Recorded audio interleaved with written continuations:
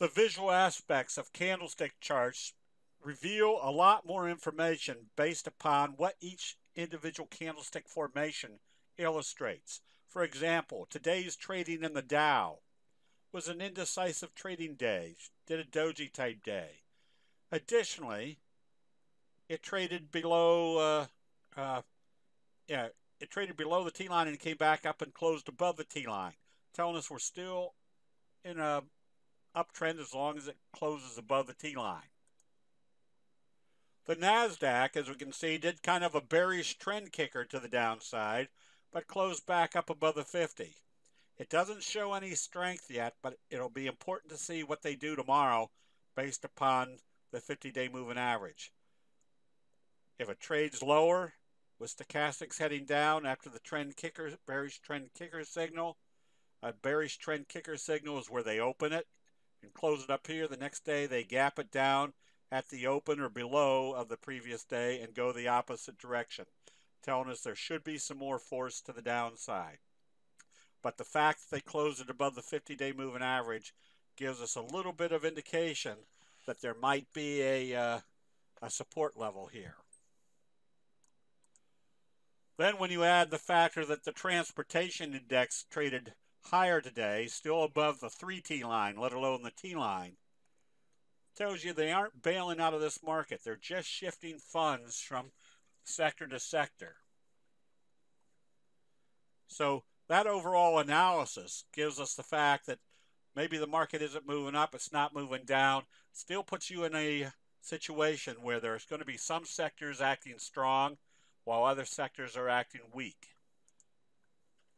Nugget, the gold miners leveraged index, did a Morningstar type signal, closed just above the T line, forming that bullish signal right here at the 50-day moving average. Makes it very simple. If they open this positive tomorrow, more than likely the gold stocks are going to be in an uptrend. That allows you to identify which sectors are still acting the strongest. On the other hand, we know that the big techs are selling off. For example, Amazon trading much lower today. Stochastic still heading down, making the 200-day moving average a viable target. Why was it selling off? There's our bearish harami telling us the buying had stopped. There's a close back below the T line telling us the 50-day moving average was now getting sell signals and confirming. So all you had to do right now is stay short Amazon, looking for the next target. That same analysis can be applied to charts like Apple. We can see the big dumpling top, and we can see the little gap down right about the same area it gapped up, telling us there's still probably some more force to the downside. And this started by seeing the fact that once they started trading below the T line, they'd never been able to get back up above the T line, basically telling us the downtrend remains in progress. So knowing what your patterns are representing allows you to make much more clear assessments of what's happening as far as a price trend.